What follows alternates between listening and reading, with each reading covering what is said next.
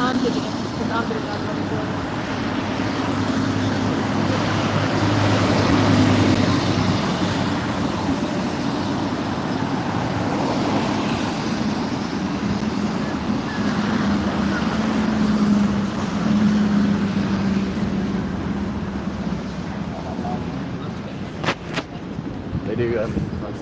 Did you want them? Did you want them to join from the Egypt? Да.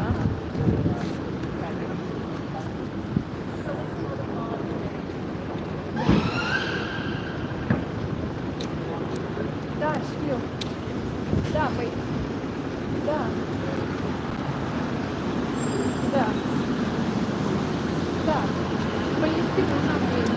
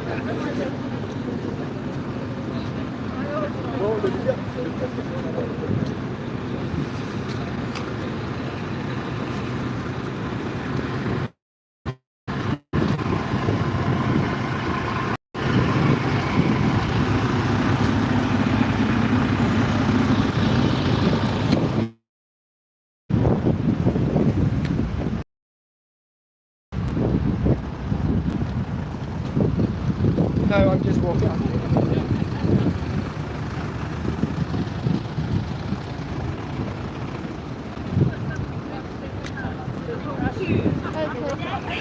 I'm just like, sorry.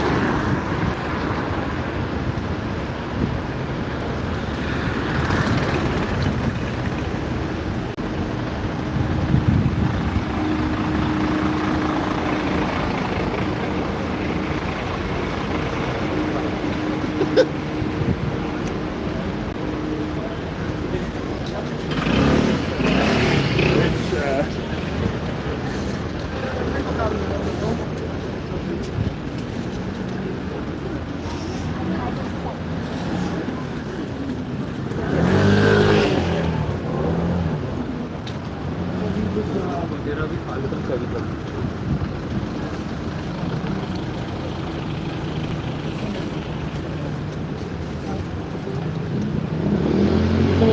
get a job, it depends on the extent of it.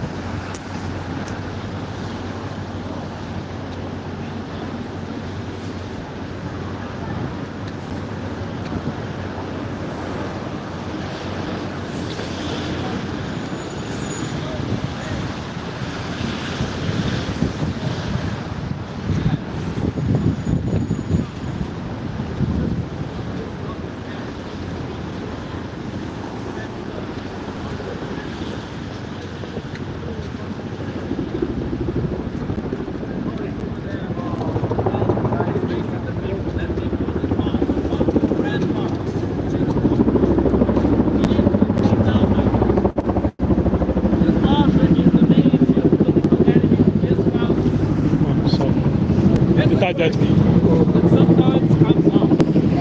Why is this situation these days wrong?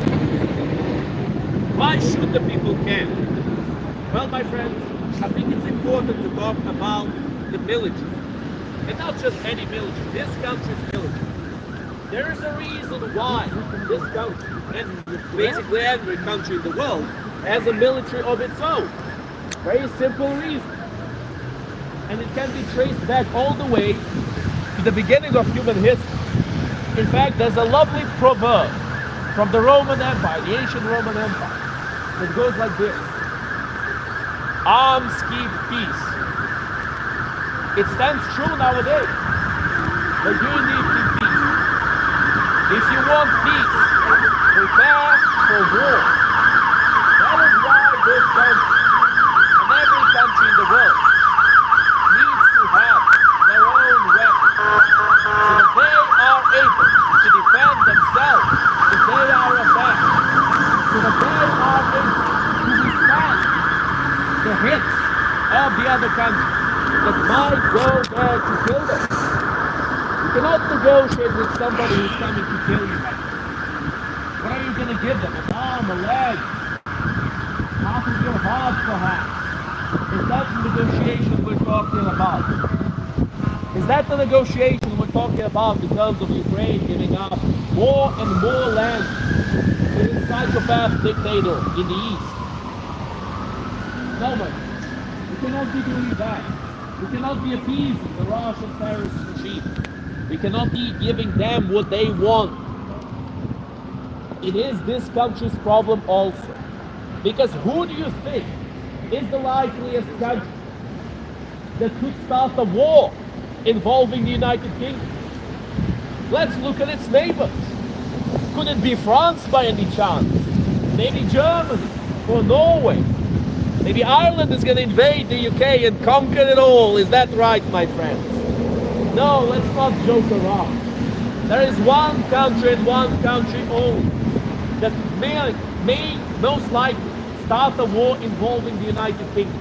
And that country is Russia. It's been Russia for a very long time, my friends. Ever since the collapse of the Soviet Union. Now there have been smaller skirmishes, like the war in the Falklands, for example.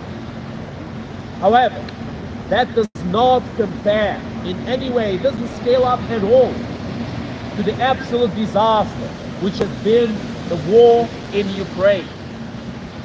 The war started by the Russian terrorist regime, escalated by the Russian terrorist regime, and it can only be ended with the complete defeat of the Russian terrorist regime. That, my friend, is what's so important for everyone to understand. This war will not end with more territory ceded to Russia. This war will not end with appeasement tactics and words of condemnation. It will end when Russia is unable to fight anymore. That is when this war will end for good. Not for a day or two or a week or a month or a year, but forever. And we need to make sure that Russia is incapable of waging any more wars in the future. That, my friends, is why it's so important for Ukraine to get the armaments it needs now. Not a month or a year later. Immediately. Nobody can win a fight with their hands tied up behind their back. And Ukraine cannot win this fight, this war for its survival and for the future of peace in the free world, with its hands tied up behind its back, with the weapons shipments getting delayed, with regimes within the EU and NATO putting sticks in the wheels in the proper functioning of things. We cannot allow corrupt individuals like Orban or Fico, Marjorie Taylor Greene, continue to spread their misinformation and gain more power via their useful idiots, who will always unequivocally support the Kremlin narrative, no matter what it is. If tomorrow Putin said, I'm going to invade the USA, Marjorie Taylor Greene would say, good, we will welcome Putin with open arms. But my friends, we need to wake up to that at long last. The so-called conservatives who support Russia have stopped conserving anything a long time ago.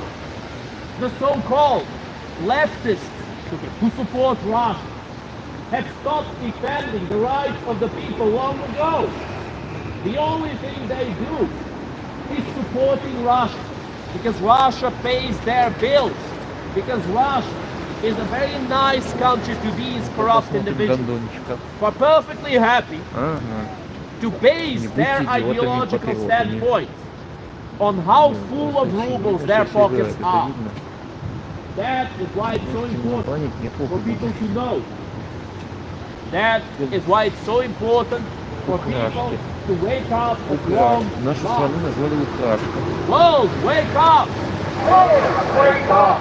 World, wake up! World, wake up! World, wake up! World, wake up! А убрать первые из буквы. All together, we will win! All together, we will win! All together, we will win! All together, we will win! All together, we will win! Stop Russia! Stop the war! Stop Russia! Stop the war! Stop Russia! Stop the war! Stop Russia! Stop the war! Stop Russia! Stop the war! Stop Russia! Stop the war! Help Ukraine protect peace! Help Ukraine protect peace! Help Ukraine protect peace! Help Ukraine protect peace! Help Ukraine protect peace! Help Ukraine protect peace! Arm Ukraine as you promised! Arm Ukraine as you promised! Arm Ukraine as you promised! Arm Ukraine as you promised! Arm Ukraine as you promised! Arm Ukraine as you promised! Right at home, gentlemen. You can ask questions if you like. You can always interact with us. We're a very welcoming community. Unlike, of course, the Russophiles and the apologists we've met many times in the so-called Stop the War coalition, the Not Our War conspiracy theory group. And of course, how could we forget the Z-zombies who go every single year on 9th of May to the Imperial War Museum to create their own personal echo chamber. I remember Jan was the one who started these counter-protests by himself, keep in mind. That was very impressive. And of course, when I heard about it, I just knew I had to go there to see it for myself. And you know what? It did not disappoint. There were all kinds of wacky individuals there. My personal favorite is the completely deranged individual with the t-shirt saying "Yaruski" all together, which is "I'm Russian" in Russian. Surprise, surprise. Now this individual was very funny. He came to me with a little column where he was playing День Победы. Oh, I'm sorry, День Победы. That's right. It was not Day of Flight, not that day. The Day of Flight happened later when they fled from equation. We don't have to complicate it at all. But alas, I digress. Now this individual was playing this loud music right in our face. And then he came really close to me, came really close to my face, and started shouting at me when I tried to push away his little collar away from my face. Started shouting, "Don't touch it! Don't touch it!" Why are you getting closer? I asked him, "Why are you so close?" You know what he said? "Why are you so close?" I mean, an individual comes to you, gets in your face, and then starts asking you, "Why are you so close?" My friends, let's be serious for a second. Our opposition is completely and utterly brain dead. However, we still invite them for debate. We still invite them for discussion. We invite people from all over the world, independently where they're from, to come here, add their voice to ours, and join us in this great cause. Or alternatively, to show why they disagree with us. You know, these lovely ladies here, please, feel free to join us if you have the time to do as such. Don't be shy, we're very welcoming to people. This is not a VIP club. This is a club open for everyone. Everyone who wants to hear what we have to say, everyone who wants to say something about this cause, about this great problem we have in Eastern Europe. A problem called Russia. A problem that can only be solved with the complete and utter collapse of the current Russian regime. That's right, my friend. This problem will not end as long as Putin and the likes of him are in power. Let's not listen to these idiotic individuals who don't know what they are talking about. When they say, "Oh, World War III, World War III, World War III, we're all gonna die. We're all gonna die." That's what they say all the time. Fear-mongering at its best. They talk about, "Oh, here in the UK, we can't be helping Ukraine. Russia's gonna nuke London. They're gonna destroy London." Yes. No. No. London is one of the cities with the biggest amount of the children of the people who are ruling the Russian terrorist regime. What kind of a fool believes that London is going to be nuked when Belgravia became Londongrad long ago? When it had one of the biggest concentrations of posh Russian kids in the world. Perhaps comparable to Moscow even, or St. Petersburg. But my friend, what kind of a fool expects the Russians to nuke the place where their children live? It's ridiculous. And that's what thank you very much. Thank you. The next time, feel free to ask a question if you like. We always like to hear it from people. Especially good people like these people. We do interact with the crowd all the time, my friends. Sometimes people say some very interesting things that make us think. Sometimes we have to change some opinions about certain issues. However, if people open their minds and want to learn something new, they will engage in an open discussion where both sides can be heard. That's the way we see things. But of course, Russia doesn't see things that way at all. The way Russia sees it is, it's their way or the highway. It's their way or they threaten to nuke you. As simple as that, always. I've seen this very funny meme. with this cartoon Это where a идиотизм, kid стоять keeps в Америке, bringing a чуть spaceship to замолчали. class, and the teacher said, "Bobby, this is the 5th time you brought a В spaceship." Америке? And it's the same with Russia. It's like, Блядь, нет, Vladimir, это реально this is плохо. the 10th time you brought up your На nuclear английском weapons. точно в Америке. I mean, do you not have any other arguments besides your nukes? That's what we have to say, my friend. Why is it that every single time Putin continues to spread this complete nonsense, we should keep listening to him and tremble with fear? No, he's gonna nuke us. What do you think, my friend? Do you think Putin is going to nuke us if we provide Ukraine with weapons? I'm not sure. Well, don't worry about it. Don't want to put you on the spot or anyone for that matter. But I do like to interact with the crowd. If you feel like saying something, please do. We always welcome people to interact with us a little bit. If they feel like it. If they don't, then it's fine. But you know what's the funniest part? It's the people who go past us and shout something of the sort of "Glory to Russia, glory to Putin." And then we ask them a simple question, why? What is there to glorify in Russia and Putin? You know what they say? Nothing. They keep walking. They run away. What's the point of stopping to say something? Just to run away when you're asked to elaborate. Well, I'll tell you, my friends, the point is to get under our skin. That is why we need to always have the discipline. Do not react explosively at these people. Do not react violently at anything they say, no matter how disgusting it may be. You know how the saying goes, my friends? Sticks and stones may break my bones, but words will never hurt me. And neither will Russian nukes. You know why? Because it's all a big fat bluff. It's always been a big fat bluff. The Russians have proven that they will only use any weapon at their disposal if they feel like they will get away with it. That is why they invaded Georgia. That is why they invaded Ukraine. That is why they put peaceful protests in Belarus and Kazakhstan. Alas, I have to come down, my friends. 1, 2. Well, at least I don't have to ruin my voice completely. I'm grateful for that, my friends. But now we're on the ground level with the rest of the people, with the good people of this city. And we get to speak to them more directly. Now, let me come here, in fact. Today is a special day. Today we have a shorter cable here.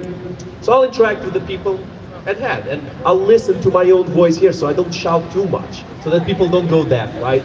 You know, hopefully the lovely people of this city, they will not find us too annoying for shouting here our sayings.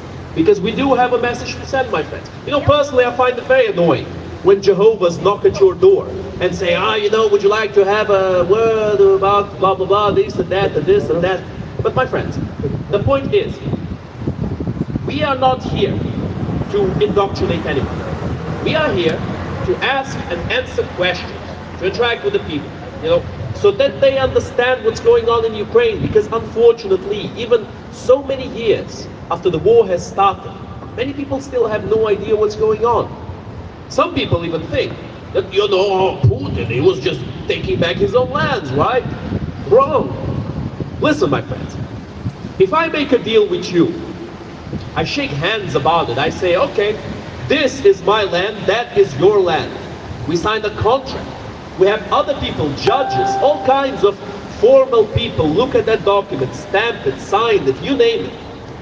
What if all of that happens? And at the end of the day, this individual who I've signed this contract with, who is bound to respect this contract by whatever state we live in, this individual simply backpedals. That's right. He doesn't want to follow it. He just simply comes up with some crazy conspiracy theory. Oh, you know I signed this contract, that land is yours forever. Yeah, but you're a dirty Nazi. That's right. My friends, we need to have higher standards than that. We can't allow people to simply call names, and for those names to simply switch the argument in their favor, to shift all of the ideas in their favor. Oh, you know, I know that the Ukrainians are completely in the right. They got attacked. They had signed this contract that the Russians have violated. They had demilitarized their nuclear weapons and a lot of other parts of their military. Oh, but you know, they were just preparing for that big invasion of Russia. That's right. By giving up, their bombers giving up a lot of their tanks, a lot of their artillery, all of their nuclear weapons, they were merely preparing for that big fat strike into Moscow. That is about as close to Ukraine as it is to Latvia, by the way. But Latvia is in NATO, my friends. And that is the real kicker. That's the onion of this question.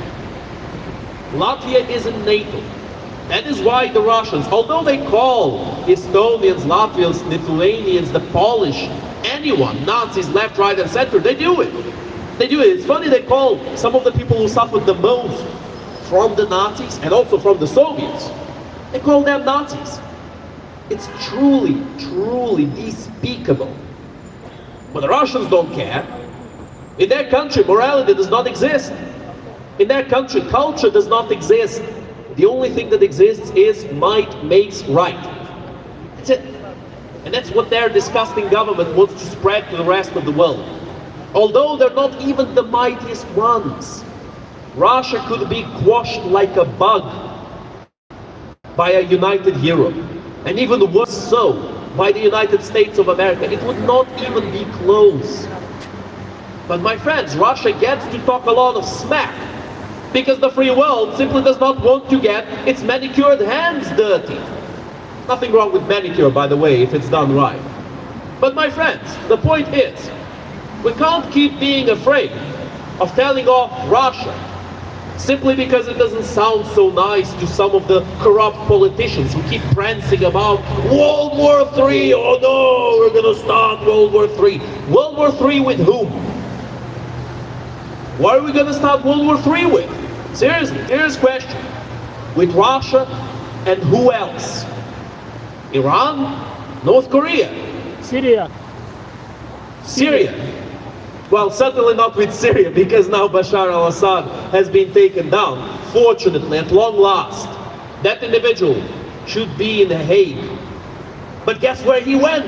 Russia. To Russia, that's right. It's where every single genocidal dictator goes when he's deposed. To Russia. Not to the US, not even to Iran or North Korea, but specifically to Russia. Why is that? I'll tell you why that is, my friends, because they feel safer in Russia. They feel like they will never be held responsible for the myriad of the crimes they have committed throughout their political quote-unquote career. It's difficult to call it a career, because in reality, it has been the career of a murderer, of a psychopath, of a serial killer perhaps. In the case of some of these individuals, that's true.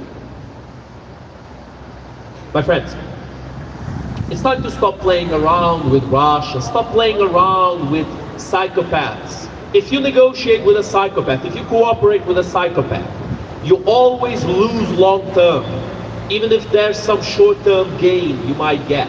You know why that is? Because when the psychopath wins and you're on his side, you don't win alongside with him, no. Because when he wins, you will be his next victim. That is how the mentality of a psychopath works. That is how the mentality of Russia works. That is what we should have understood long ago, my friends. But alas, we still have to send the same message again and again and again. But hopefully, it will be enough one day. Hopefully, one of these days it will not be necessary for the Russians to shed a whole bunch of blood in one fell swoop, instead of what they're doing now, slowly chipping off at the Ukrainian people. Well, it's not so slow anymore, my friends, but they're incrementally increasing their advances. They are now employing North Korean troops in Ukraine. From what we heard, apparently, there's been hundreds of North Korean casualties already. Well, that went down. And the point is, my friends, we have to remember, oh, it's okay, it's okay. We have to remember that Russia continues to complain about, oh, escalation here, escalation there, escalation everywhere. But in reality, the Russians are the ones escalating. The Russians are the ones employing a foreign military. The Russians are the ones making big contracts for a huge amount of weapons from other countries, like Iran and North Korea. Has Ukraine gotten that from the rest of the world? No! Ukraine is getting some change.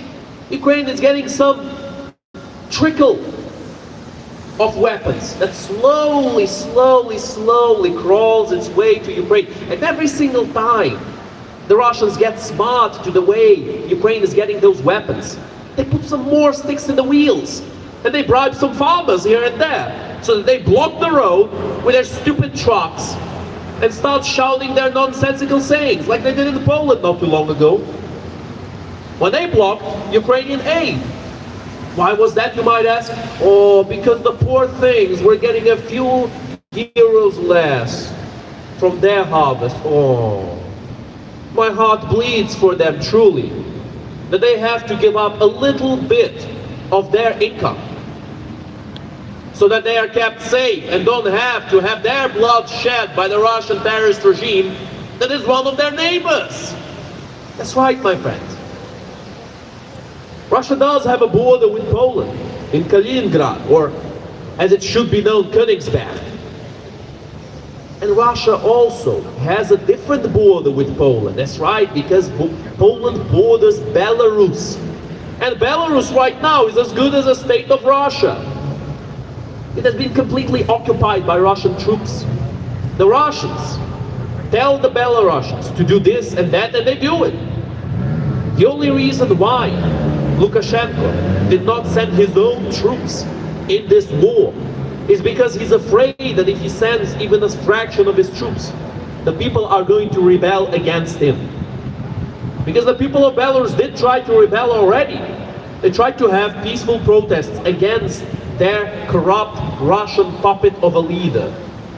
But what happened from that, my friends? The Russians sent their tanks into Belarus to quash that insurrection. Well, I can't even call it an insurrection.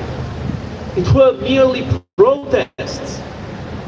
Now, they had a choice to try to pull off the same they tried to pull off in Ukraine, to start shooting the protesters with the Russian police that was sent to Ukraine back then, employed by Viktor Yanukovych, the Russian puppet we used to have, that the Ukrainians used to have in their country. The puppet that was deposed by the Ukrainian people, and of course Russia was not happy about that. No, no, no. They did not enjoy that one bit. You know what they said? They said, oh, you know, it was a CIA coup. It was a coup, yeah. They deposed the democratically elected leader. I love that one. You know that in the election previous to the one Yanukovych quote-unquote won, he also won. So you might be asking, how come Yanukovych did not become president in the election that Viktor Yushchenko became president? I'll tell you why. Because he was found out to be guilty of voter fraud. And because he was found out guilty of voter fraud, the election was nullified. And then Viktor Yushchenko became president, as he should have been. But of course, that didn't stop a puppet like Yanukovych from trying again. These people, they have no face, my friends. They have no shame. They have no conscience. They will lie in your face and they will say that they're telling the truth. And if you tell them and explain them why they're lying, they're going to start cursing at you. They're going to start shouting at you. They're going to start using obscenities at you. Which is the case with Yanukovych, of course. He was calling the Ukrainians kozle back when he was in power, which is the male version of a goat. In Ukraine it's an insult. Here it's not, but alas, you know what I mean, my friends. Yanukovych was no president of Ukraine. He never became president with legitimate means. He became president because Russia flooded Ukraine with bribes. They used every single lever in their disposal to force the Ukrainians to do what they pleased. The people revolted. The people did not enjoy that at all. I'm sure none of you, my friends, would enjoy one of these days an individual like George Galloway coming up to the House of Commons and everybody else gets a huge bribe to allow him to become the prime minister. Or maybe they would go a step further. Maybe they would say, oh, George Galloway will be the new king of England. That would be lovely, wouldn't it? I mean, that's what Russia pulled off in Ukraine when they installed Yanukovych. But we have to talk in the terms that people will understand, my friends. If you want to know about this term of denazification that Putin keeps talking about, look no further but the moment in history in which Nazis actually did exist. That's right. I know nowadays it's a bit difficult to know who's Nazi and who is not, especially because of regimes like the Russian terrorist regime, who are trying to murder truth in this world, because of people who call Nazi whoever they dislike. But I think it's important to call a spade and call a Nazi a Nazi. The real Nazis existed, my friends, during World War II. And one thing that Russia loves to talk about is, oh, you know, the Ukrainians, they cooperated with the Nazis. Why do they say this? Because the Ukrainians, before World War II, fought against the Soviet Union, who, by the way, was very much guilty of a nice big extermination against the Ukrainian people. Even grander than the Holocaust, as the Holodomor is said to have caused around 10 million casualties. That's right, my friends. But do the Russians speak about this? No, they deny it ever happened. But the best part of this so-called denazification of, oh, you know, the Soviets, the Russians, they're always so opposed to Nazis, aren't they? That's exactly why they started World War II on the same side as the Nazis. That's right, my friends. You heard me right. The Soviet Union started World War II as an ally of Nazi Germany, on the same side.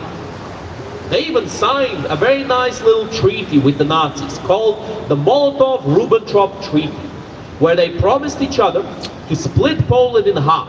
Half would go to Hitler, half would go to Stalin. That's the agreement they made.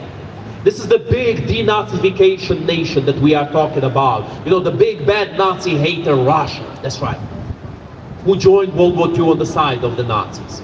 But you might say, oh, but you know, they surely changed their mind, right? They saw the evil of the Nazis and they decided to fight against them, right? I mean, that's what happened in World War II, right? Wrong.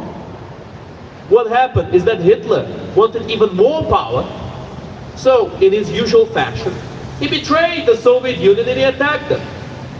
That is why, my friends, nowadays we have beautiful pieces of literature akin to the book called Tavarish Führer, Comrade Führer, written by the Russians. A lovely piece of literature I would recommend everyone to read, where there is a Russian who goes back in time to meet Hitler. Now what does he go there to do, my friend? Does he go there to murder Hitler? You support him? Oh, how are you, my friend? Does he go there to murder Hitler? No. He went there to sign a treaty with Hitler, to make sure that the Soviet Union had an unbreakable alliance with Nazi Germany. And this, my friends, is one of the pieces of literature that the Russians nowadays worship. They say, yeah, good on him. He would join Hitler against the evil Anglo-Saxons. Ooh. But the best part of it all is, my friends, it puts to sleep the whole idea of denazifiers. Oh, you know, we hate them Nazis, yeah. The Russians never hated the Nazis, my friends. They hated Hitler, not because of his ideology, but because Hitler attacked them. Because Hitler transgressed against their own imperialistic desires, their own genocidal tendencies. You know, it's a little bit difficult to perpetrate a genocide when you are being genocided yourself. As I'm sure the Soviets realized when Hitler started Operation Barbarossa and simply butchered the Soviet soldiers by the hundreds of thousands. Now, the performance of the Soviet army at the beginning of World War II was so absolutely atrocious that the Germans got a bit overconfident. And that's exactly why they lost the war, but especially because of the critical aid that the Soviet Union got from, well, those evil Anglo-Saxons they hate so much. What a surprise that the UK and the US decided to help them and save them from an extermination. But nowadays, my friends, as always, the ungrateful and hypocritical Russian terrorist regime, as usual, is up to no good. As usual, invading their neighbors, as usual, blaming their neighbors of being invaded. Oh yeah, I know I just punched you in the face, but you forced me to punch you in the face. That's what you did. You brought it on yourself. And look no further, but Putin's long-winded monologue when he was speaking to Tucker Carlson, or Tucker Carlson, as I like to call him these days.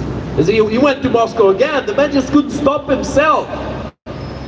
My friends, I don't want to sound obscene, but the meat riding just never stops with Tucker Carlson. He just keeps going to Moscow to get more. He just wants to meet his daddy again, to meet Putin, to get some more of those sweet, sweet rubles that might become ruble very soon. Ruble to ruble, very soon, my friends. If I'm not mistaken, it's still around 100 rubles for $1, if I'm not mistaken. But my friends, the point we're making is as follows. The Russian terrorist regime has no face to be calling anyone a Nazi, as they are the biggest collaborators with Nazi Germany at the beginning of the World War II. That's a fact. That's a fact for all the communists and socialists who might claim, oh, you support socialism, but we're against Putin. At the beginning of the war, every single communist and socialist party in the free world condemned Hitler and said we should fight him. No, I'm joking. They said that they should stay away from the war. They said let Hitler do whatever he wants. There were some of them who went so far as to say that Hitler was closer to la revolution that they envisioned than the evil Western world. You know why that is? Once again, my friends, because the Soviet Union joined World War II on the same side as the Nazis. Now, I'd like to mention one particular, very interesting fact about the beginning of World War II. It's something for a long time I was not aware of myself, but I've done some deeper research into this. It's a quote called as such: "Why die for Danzig?" Does that sound familiar by any chance? That's exactly like the quotes of those people who say, oh, why die for the Ukraine? They make a point of saying the Ukraine, although it's not grammatically correct. We don't say the Germany, we don't say the France, we don't say the Spain. But for some reason, these Russophiles, they just love their the Ukraine. They love to misspell things. On purpose, obviously. Why die for Danzig? What does this mean? It's a quote spoken by the Nazi supporters in the free world when World War II began. When Hitler started his invasion of Poland, leaflets and all kinds of fake news involving this quote were spread around France. That's right. The Hitler supporters in France, surprise, surprise, chose to encourage France not to intervene in World War II, because their boy Hitler would have to fight on two fronts if they did. My friends, it's time to learn with history. Why die for Danzig was a quote said by actual Nazis. Why die for Ukraine is a quote said by useful idiots. No one is asking anyone to die for Ukraine. In fact, we're asking people not to die after Ukraine falls, to prevent it from falling, so that people of the free world don't actually have to engage directly in this war. Ukraine never asked for Western troops in Ukraine right now, as the North Koreans have been sending non-stop lately. Ukraine never asked for that. The only thing they asked for is what they were truly owed by the Budapest Memorandum, by the UK and the US, to help Ukraine maintain its sovereignty, to give Ukraine what's necessary to defeat the Russian terrorist regime on the battlefield. And why die for Danzig? And this sort of rhetoric, my friends, it's the rhetoric of fascists and Nazis.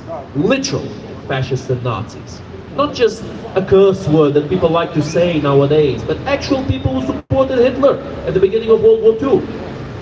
And that's something we should all remember. That's something that everybody should remember. This idea, oh, you know, no more foreign wars, oh, you know, Ukraine is a foreign war, it's a proxy war. I love this one. Yes, it's a proxy war where Russia is fighting directly. How does that work? I don't know. I mean, it most certainly is not a proxy war for Russia, you can be sure of that. They have to fight it themselves. Now for the West, wouldn't call it a proxy war either. They're just sending a little bit of change here and there for Ukraine, just to keep Russia busy. And that's the really painful part, my friends. You know, we do have to criticize our allies, we do have to criticize the free world, but we don't want to. We want to praise them, we want to say thank you for helping us win the war, but we're not being allowed to win. Ukraine is not being allowed to win. Ukraine is only being allowed to survive and to waste more of its people in a war that could have ended long ago if aid stopped being trickled and started being delivered in mass. Then we would put some proper fireworks for Putin to watch in the Kremlin. Like the fireworks that happened not too long ago with the little scooter. But my friends, this war can end in a month if Ukraine gets what it needs immediately, and not months and years after asking for it repeatedly. Друзі, я б хотів вам нагадати за одну річ, яку ми обговорювали раніше на наших зборах. Якщо в нас є якісь люди, волонтери, які би хотіли роздати тут ліфлети, у нас мають бути тут ліфлети в палаці. Будь ласка, підійдіть до наших друзів тут в палаці, підберіть ліфлети і пороздавайте їх трішки людям, які повз нас проходять. Чесно вам скажу, тяжко дивитися, як іноді люди зупиняються, дивляться на наш протест, а потім просто собі йдуть додому. Тяжко на це дивитись. Тому, щоб люди не йшли додому з порожніми руками, щоб люди мали інформацію за те, що тут відбувається, за те, як вони можуть до нас приєднатись, що вони можуть зробити за нас, за себе, за своє майбутнє. Варто їх за це інформувати, варто їх припросити трішки. Тому якщо у нас є якісь волонтери тут, підніміть руку або просто йдіть туди, в бік, будь ласка, візьміть ліфлети і трошки їх пороздавайте. Це завжди дуже важливо. Now, my friends, I apologize to all the English speakers. I was encouraging some of our Ukrainian speakers to go over there to the tent and pick up some of the leaflets and distribute them among the people who are coming, who are passing by us today. Now, today I'm a little bit closer to the people themselves, as you can see. The cable is quite short, which is perfectly fine, honestly. It's good to interact with the crowd, it's good to interact with the people. Perhaps someone would like to stop and ask a question. That's always good. You know, we like to interact with the people, we like to answer questions. Because we get to learn something. We get to learn what people think. We get to learn their opinion. You know, anyone is perfectly welcome to ask a question if they like to. And we will answer it. You know, of course, there needs to be decorum in the conversation. But that's a different topic altogether, my friends. That's the topic that is up to every person who goes by us. Now, I'd like to remind you all that our rallies happen here on 10 Downing Street on Wednesdays at 6, on Fridays at 6, and on Sundays at 3 o'clock. So please come and show your support. And another important announcement, my friends. Now this is important, so please pay attention to this one. Next week's Wednesday and the Wednesday after, next 2 weeks on Wednesday, there will not be rallies because of Christmas and New Year, because of those reasons. No rallies on the next Wednesday and the Wednesday after. Друзі, не буде протестів наступну середу і середу після неї. Наступні 2 тижні нема протестів у середу. Добре? Хто бажає, не приходьте. Тут, ну, як я вам скажу, ми не можемо нікому заборонити, це правда, якщо хочете, приходьте, але тут не буде офіційного протесту. Через Новий рік і Різдво, звісно. And now, my friends, we are going to have a short musical break.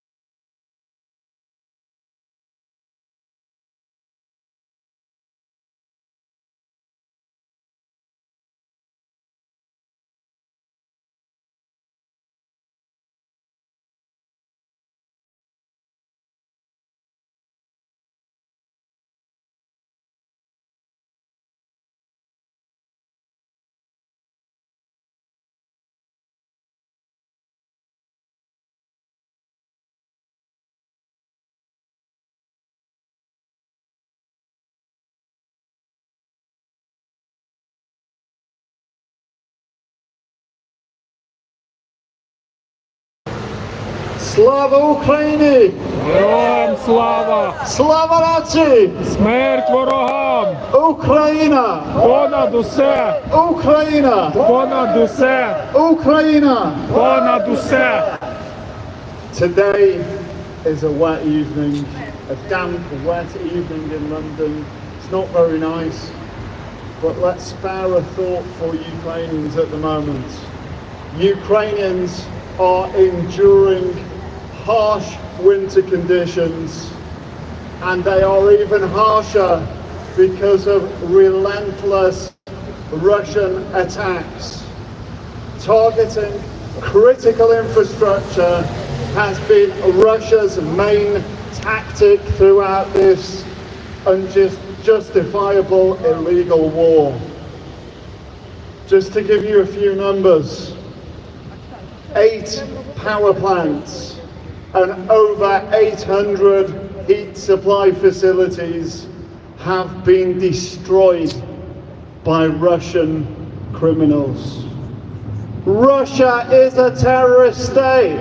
Russia is the terrorist state! Russia is a terrorist state. Russia is the terrorist state! Russia is a terrorist state. Russia is the terrorist state! Russia is a terrorist state. Russia is the terrorist state! Russia is a terrorist state. Russia is a terrorist state! Russia is a terrorist state. Russia is a terrorist state! The fact that Russia doesn't spare health and education facilities, residential areas, or cultural sites clearly illustrates the immoral and illegal nature of Russia's war. Stop Russia, stop the war! Stop Russia! Stop the war! Stop Russia, stop the war! Stop Russia! Stop the war! Stop Russia, stop the war! Stop Russia! Stop the war! Stop Russia, stop the war! Stop Russia! Stop the war! As Pavlo said previously, Russia has increasingly been relying on North Korean ammunitions and troops in its war. Recently, at least 30 of those were killed in the Kursk region. I think to myself, what a waste. Definitely not appreciated by Russia, by Russians. It didn't really bring anything. They didn't really make a difference in their life. They basically went there with the purpose of killing, and I've got to be honest here, they got what they deserved. But this is an illustration of what Russia does. Russia knows no red lines in this barbaric war. It has absolutely no qualms of calling upon Iran, North Korea and China to support it with its every need. We need to see more sanctions on Russia. More sanctions on Russia! So that it becomes increasingly difficult for Russia to wage this genocidal war. More sanctions on Russia! More sanctions on Russia! More sanctions on Russia! More sanctions on Russia! More sanctions on Russia! More sanctions on Russia! More sanctions on Russia! More sanctions on Russia! And I noticed today, Keir Starmer made another great step, sanctioning the shadow fleet, but this shouldn't be a bit-part process. You know, oh, we'll sanction these oil tankers and then we'll sanction a few more. Russian oil tankers should not be able to operate in international waters. No foreign Western companies should insure Russian oil tankers. And any oil tankers that are not insured should not be able to come into our waters.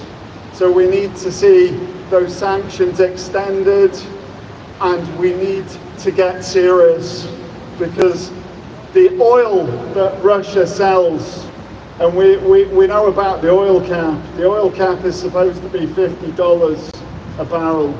Russia is selling oil at least $60 a barrel. So it can continue to operate, and these petrodollars flow directly back into the war coffers of the terrorist regime. So again we say, more sanctions on Russia! More sanctions on Russia! More sanctions on Russia! More sanctions on Russia! More sanctions on Russia! More sanctions on Russia! More sanctions on Russia! More sanctions on Russia! Total embargo on Russia! Total embargo on Russia! Total embargo on Russia! Total embargo on Russia! Total embargo on Russia! Total embargo on Russia! Total embargo on Russia! Total embargo on Russia! We must condemn Russia's widespread and systematic and disproportionate attacks against energy infrastructure, which does nothing but aggravate the humanitarian situation in Ukraine by significantly reducing electricity and energy capacity. I sometimes talk about my Ukrainian lessons that I have. Every week I try to have at least one Ukrainian lesson. Preferably I'd like two. My Ukrainian lessons are supposed to last an hour.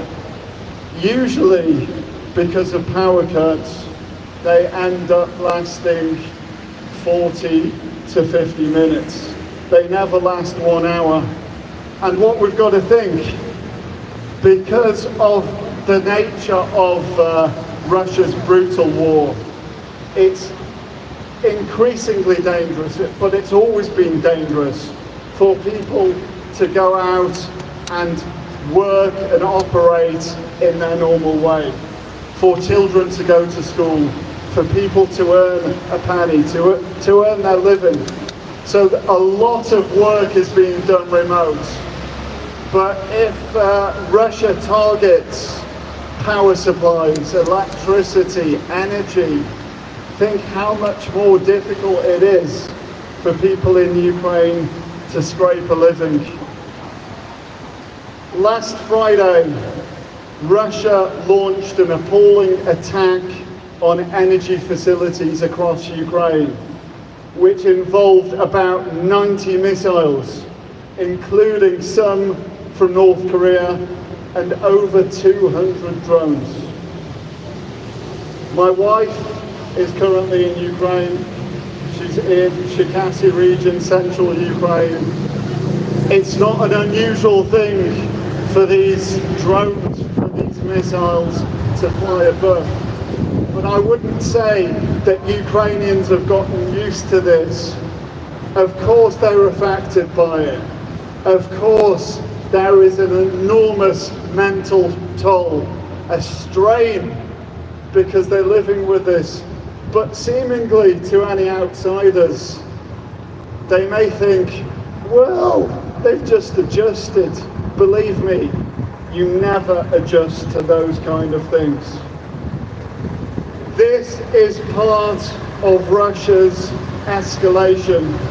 This escalation that Russia is waging targets critical civilian infrastructure, not Ukrainian military sites, but critical civilian infrastructure that people rely on to survive. And this has picked up pace, the targeting of energy supplies. It's picked up pace since March this year. And when President Zelensky says Ukraine needs another 10 to 12 Patriot air defense systems, he should be listened to. Shelter Ukrainian skies, protect Ukrainian lives. Shelter Ukrainian skies, protect Ukrainian lives. Shelter Ukrainian skies, protect Ukrainian lives. Shelter Ukrainian skies, protect Ukrainian lives. Shelter Ukrainian skies, protect Ukrainian lives. Shelter Ukrainian skies, protect Ukrainian lives. Air defense for Ukraine. Air defense for Ukraine. Air defense for Ukraine. Air defense for Ukraine. Air defense for Ukraine. Air defense for Ukraine. Air defense for Ukraine. Air defense for Ukraine.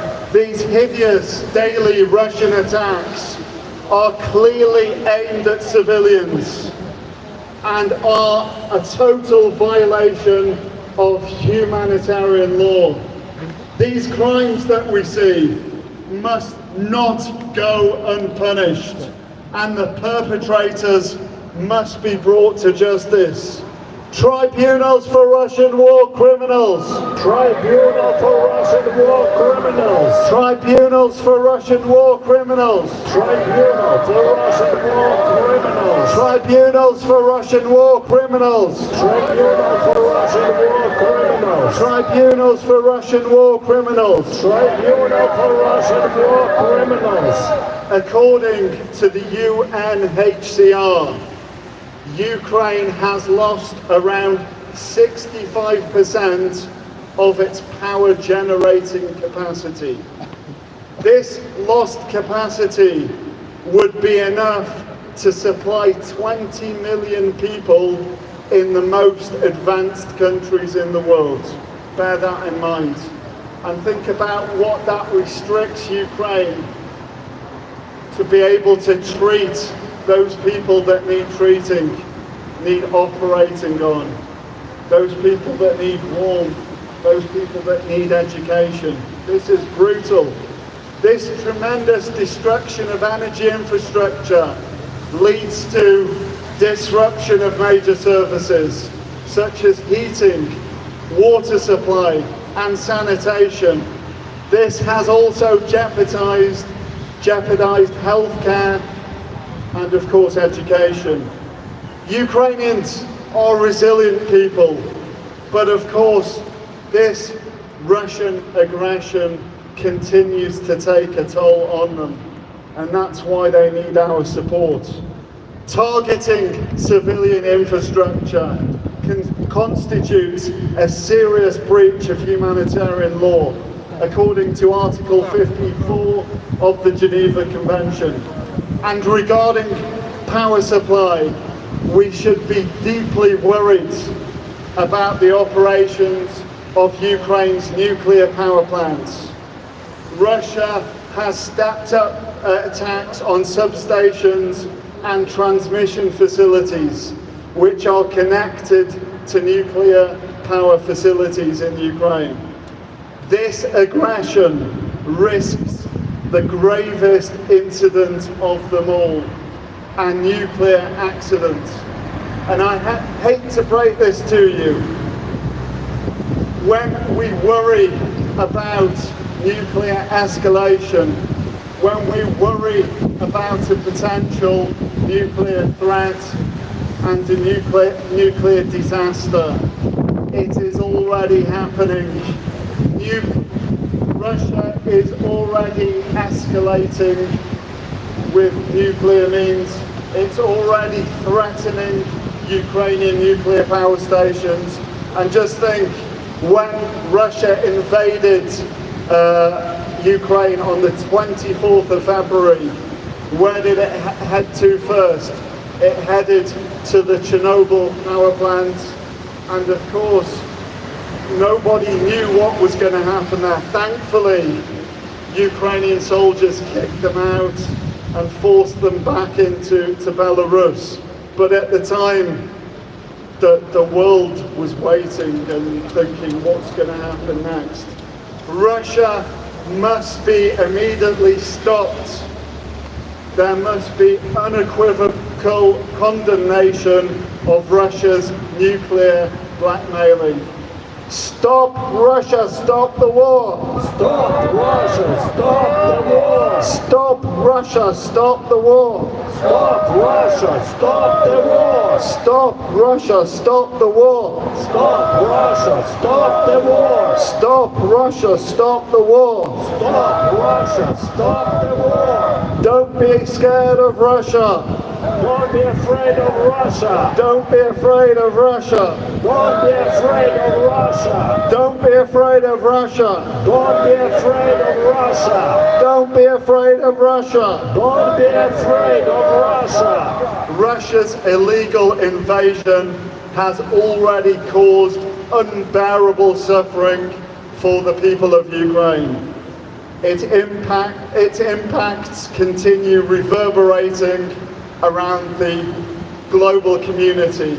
We are not immune from it. It's affected energy and food security worldwide. Russia must end this war by immediately withdrawing from the internationally recognized borders of Ukraine. We're not talking about appeasing Russia, because appeasing Russia means Russia will come again. Don't appease Russia! Don't appease Russia! Don't appease Russia! Don't appease Russia! Don't appease Russia! Don't appease Russia! Don't appease Russia! Don't appease Russia! And I just wanted to illustrate how effective the support is that we give to Ukraine.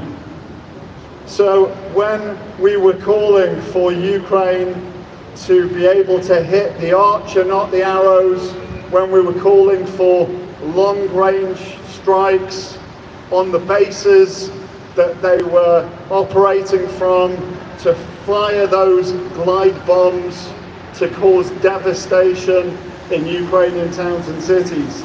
Here are some numbers for you. There has been a decline in Russian-guided aerial bomb attacks in Ukraine recently, in the last few weeks. This has been a 50% decline since Western suppliers allowed Kiev to strike Russia with long-range missiles. And also, when we're shouting for F-16s, when we're shouting for fighter jets, Russia launched 93 missiles recently. Ukraine shot down 81. 11 of those were downed by F-16 jets. So we continue saying, long-range missiles for Ukraine. Long-range missiles for Ukraine. Long-range missiles for Ukraine. Long-range missiles for Ukraine. Long-range missiles for Ukraine. Long-range missiles for Ukraine. Fighter jets for Ukraine. Fighter jets for Ukraine. Fighter jets for Ukraine. Fighter jets for Ukraine. Fighter jets for Ukraine. Fighter jets for Ukraine. We all know that recently a lieutenant general of the Russian army was successfully targeted in Moscow. He was the chief of Russia's nuclear, biological and chemical protection troops. He was killed outside of his apartment. Let's just remember what he was responsible for. He was responsible for the deployment of chemical weapons in Ukraine used against Ukrainian armed forces. And he was charged by the Ukrainian state for committing war crimes. And it just goes to show there will be justice. It may not seem like it now, but there will be justice for all those crimes committed, and justice will come in some way or another. And this also happened recently to the ex-chief of Russia's Olenivka POW camp. And you may remember what happened in Olenivka, where Russia slaughtered countless Ukrainian prisoners of war. Recently, this ex-chief of this POW camp, who was wanted by Ukraine for war crimes, was killed by a car bomb in occupied Donetsk. Again, justice has been served. And when we stand here, we must never forget Ukrainian POWs. This week, 9 Ukrainian soldiers captured in Mariupol have received jail sentences of between 24 years and life from Russian authorities, from Russian criminal authorities. We stand here and we continue to say, free Ukrainian prisoners of war! Free Ukrainian prisoners of war! Free Ukrainian prisoners of war! Free Ukrainian prisoners of war! Free Ukrainian prisoners of war! Free Ukrainian prisoners of war! Free Ukrainian prisoners of war! Free Ukrainian prisoners of war! And of course, some of the defenders that have been there in captivity the longest are the Azovstal defenders. Free Azovstal defenders! Free Azovstal defenders! Free Azovstal defenders! Free Azovstal defenders! Free Azovstal defenders! Free Azovstal defenders! Free Azovstal defenders! Free Azovstal defenders! And the question that we should be asking ourselves in now and the coming months, and of course 2025 is going to be a crucial year. The question we should be asking ourselves is, do we accept what Putin wants? Do we accept Ruski Mir and all it stands for? According to the leader of the Russian Terrorist Federation, Russia will cease fighting and enter the negotiations only if Kiev accepts the situation on the ground and Putin's terms, according to the Russian Foreign Ministry. Zelensky is being asked to withdraw his troops from 4 Ukrainian regions to start with and abandon any plans to join NATO. All Western sanctions must be lifted until these conditions are met. I mean, is this even right? This is an aggressor. This is a genocidal power. This is an imperialistic state, and it's trying to call the shots, and we're not saying anything in return. This is not right. We need to speak out about this. Also, Putin thinks the onus is on America to find a way to start peace talks. And until then, Russia is going to continue fighting. But we all know what's going to happen. We all know what happened 2014, then Minsk 1, Minsk 2. What did Russia do? Did they stop? Was there any kind of ceasefire? Not at all. They continued firing. They continued firing and they continued arming. Russia is just going to rearm and it's going to try and do what it's always wanted to do. It is determined that Ukraine ceases to exist, because as long as Ukraine exists, it poses a threat to Russia. And why does it pose a threat to Russia? Because Ukraine and Ukrainians are freedom-loving people. They want freedom more than anything. They fought for freedom. They want to be free people. The only way to stop this is to stop Russia Stop Russia, stop the war. Stop Russia, stop the war. Stop Russia, stop the war. Stop Russia, stop the war. Stop Russia, stop the war. Stop Russia, stop the war. I suggest, instead of listening to Putin, instead of listening to that war criminal Lavrov, we listen to people who have got experience of living next door to Russia. They know what Russian aggression does. They know how Russia continues to meddle, and they will not take any nonsense. So, for example, Donald Tusk said recently, my appeal to Western leaders, so Donald Tusk, of course, is the Prime Minister of Holland. So he said, my appeal to Western leaders from Lviv, stop speculating about Ukraine's possible defeat. It has nothing to do with the facts. Ukraine, despite some naysayers, defends itself effectively against the Russian aggression, even though nobody gave it a chance in the first few days of the war. Do you remember? You remember it the best. And you have proven in all those years that you need to think with faith in your strength and believe in your strength.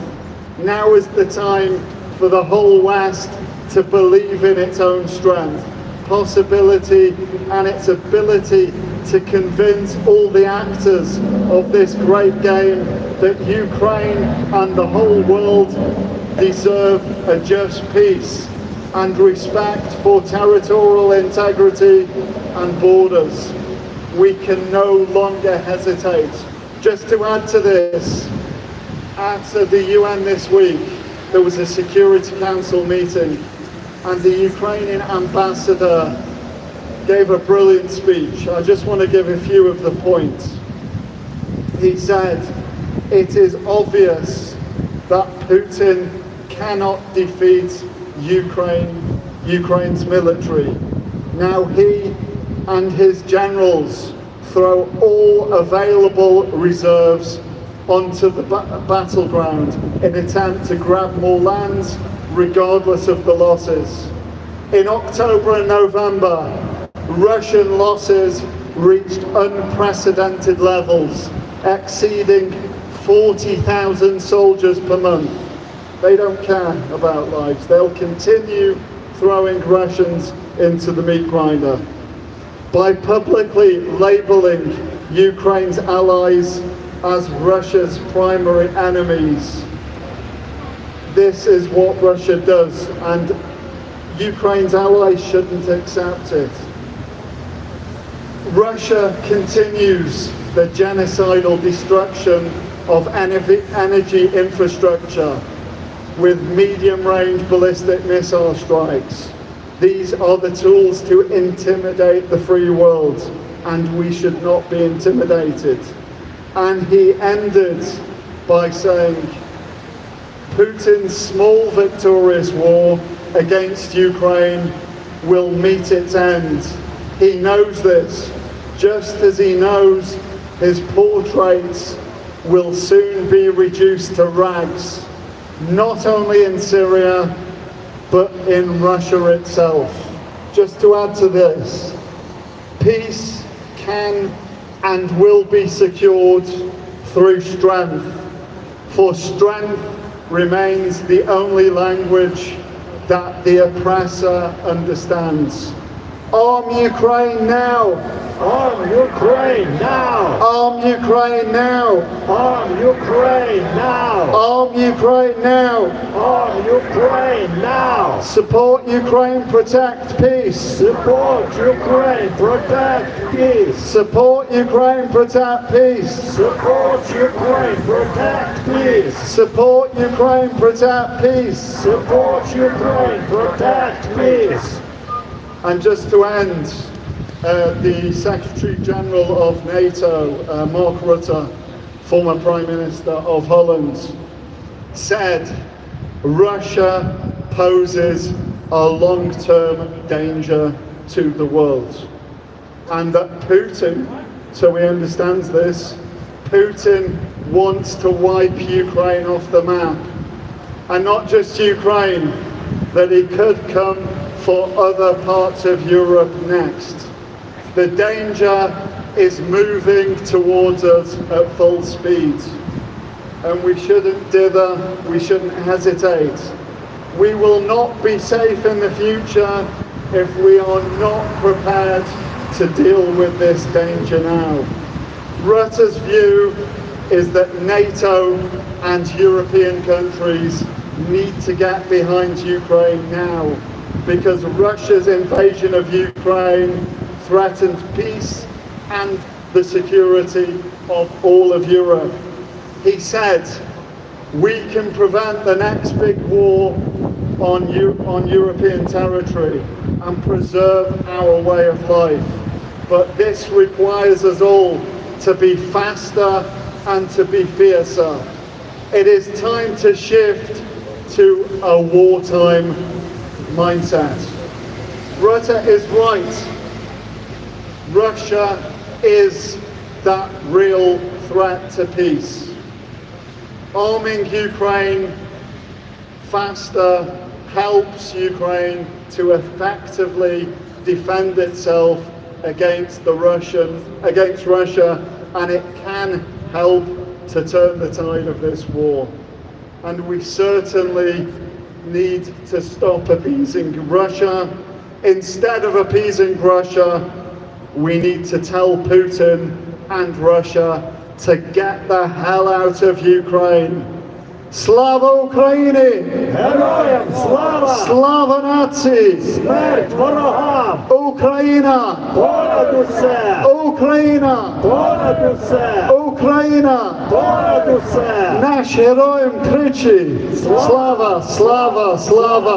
And just remember, all together we will win!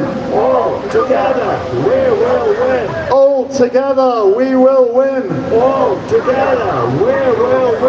All together we will win! All together we will win! All together we will win! All together we will win! Thank you. Thank you, Thomas.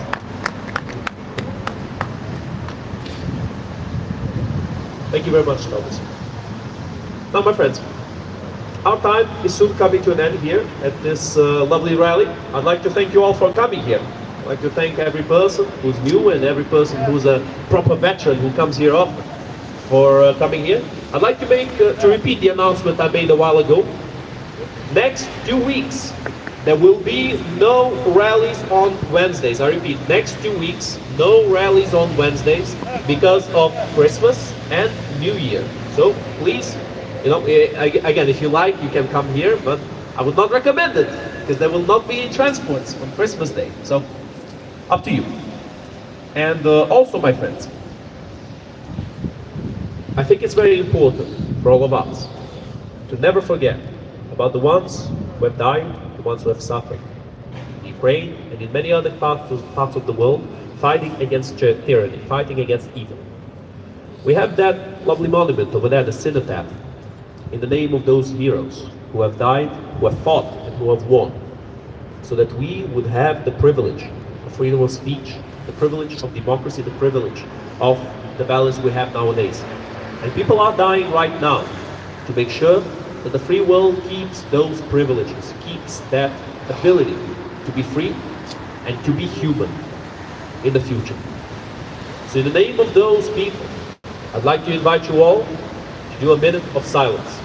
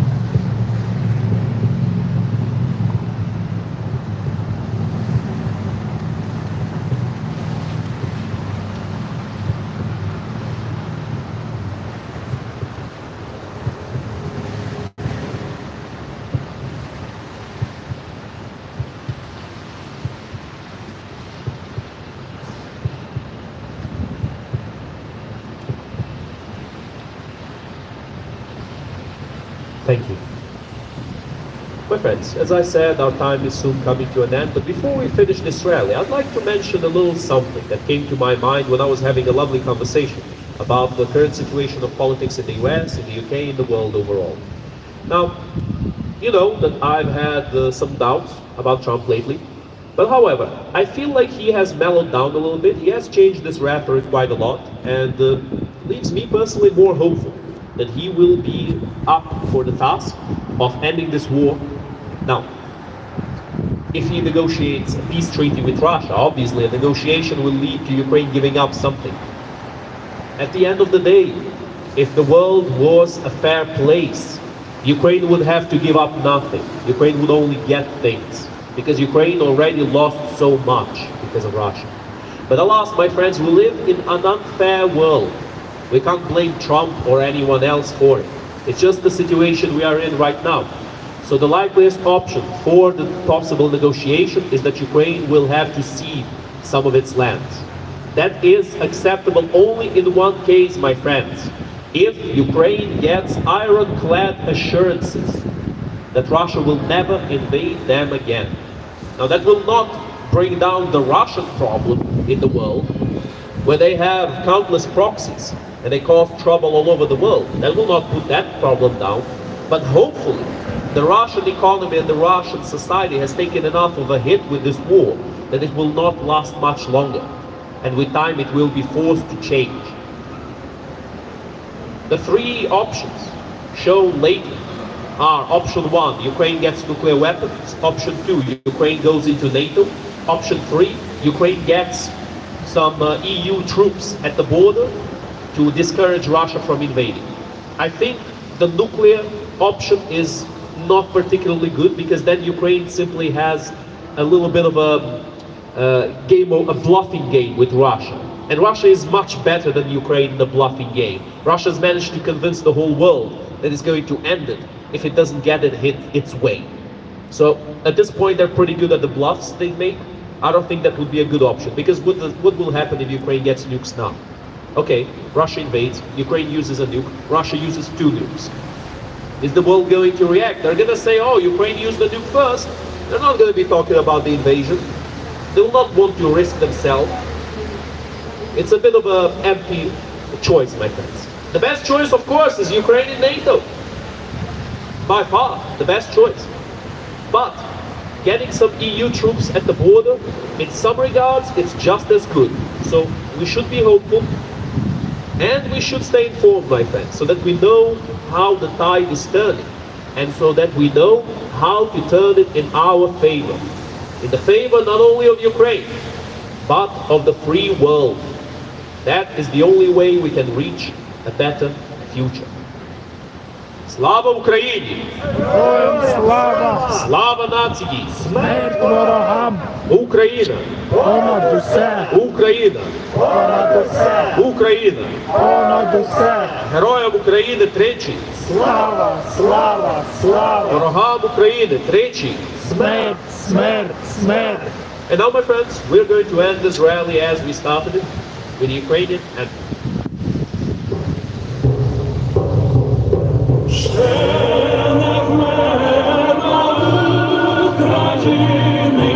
Ні слава, ні воля, ще нам, браття українці, усміхнеться доля.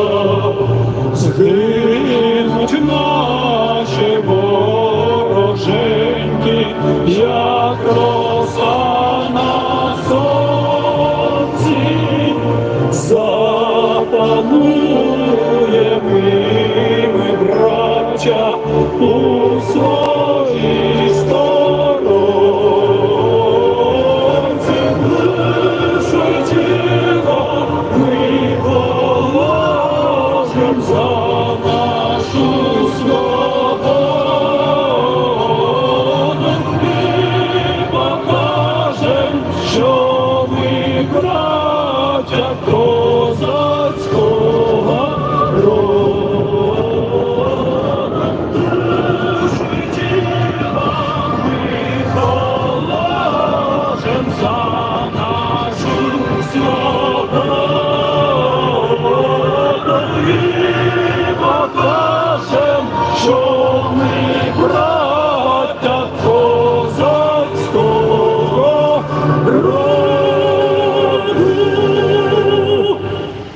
Україні! Героям слава! Слава нації! Смерть ворогам! Україна!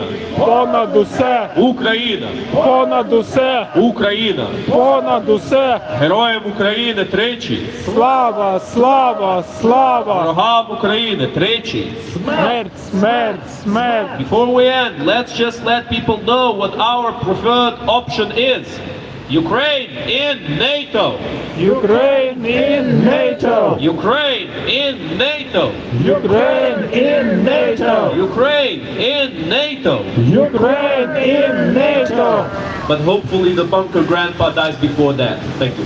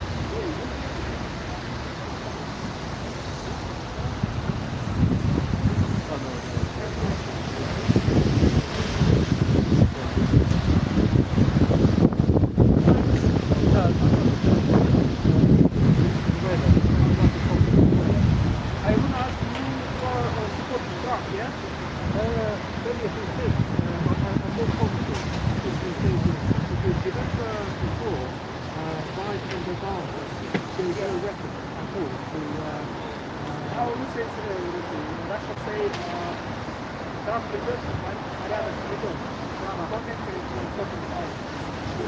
Don't worry about what you're going to be lying.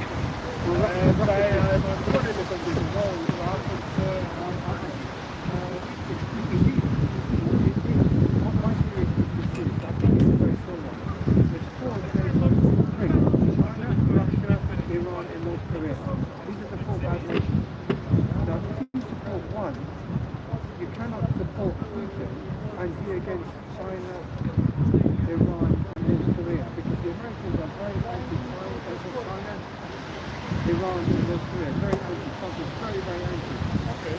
We cannot possibly be for Putin, because Putin's best friends are China, North Korea, and Iran. We can possibly Just can you say why that was now?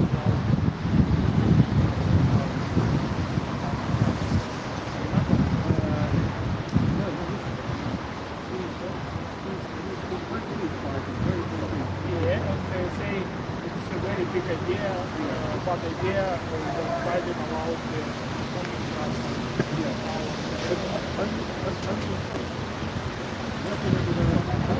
I would say after 1 month maybe from that.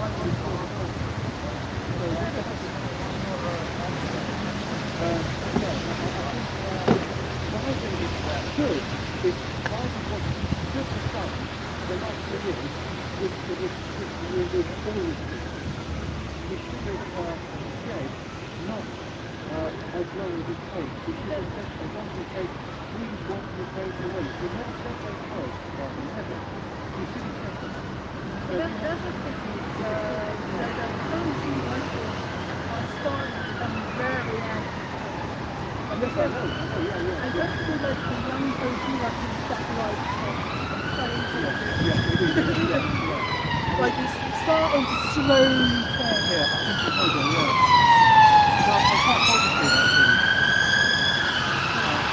I think the only reason why they're crazy, like the younger ones, are starting to touch because they're scared that they're going to be sent to the front. And they want to get in the war. And that's what all these like crazy Russian guys are telling you that they can use Trump and that's what they care about. They don't want to surrender and it's what they want to stop. That's their condition in their head. Because what will happen is Trump is trying to do ways to say that he will negotiate and negotiations to cede territory with guarantees. Now Putin, Trump knows, so does Zelensky knows, we all know that Putin would never accept that. But nobody can say later on, Zelensky never negotiated. He is. It's very important. They support what designed work and I think even Trump will understand that. He will. That there's no point freezing and there's no point stopping this war just for them to come back years later. Exactly. But he knows that because he's got this. Because you will be the one who like this, but it probably happen again. Вот человек из Москвы. Вот этот человек из Москвы. Are you talking? No. Before. You see with Biden, if Harris had won, there would be not so much activity now, and we know for sure, well, almost sure, that we will have the same as the Biden administration. Delay, dithering, retreating, indecision, whereas Trump is looking to prevent the war. I think negotiations, again we're talking, there's no agreement to sign. Now it sounds ridiculous because people will never accept that. Even Trump said yesterday, asked about did Ukraine lost cities or area, and Trump said Maybe yes, because nobody combat to this areas. It's destroy everything. He's only saying that now. He's only saying it now because We have 100 city where it's just coming before, before fighting. yeah. 1,000 kilometers, no touching this cities. That's it. Yeah. It's not fair because this city was so strong and nobody fight. Yeah. We have 100 maybe more cities without fight. So why we must give to Russia?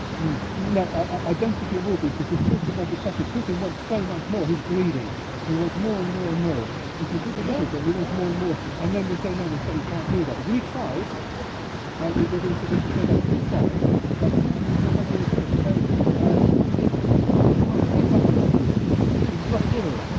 Yeah? They say we're not lost. Maybe we stay. This is tactic, whatever. It depends on the story of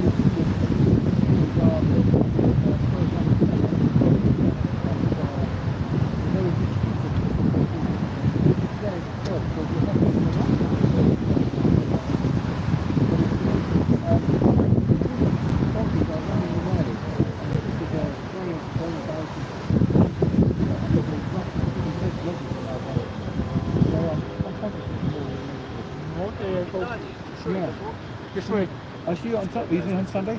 Maybe I should be next Sunday, yeah. Okay. Good, right. Thank you very much. See you then. Yeah, take care. Let's go. Человек из Москвы.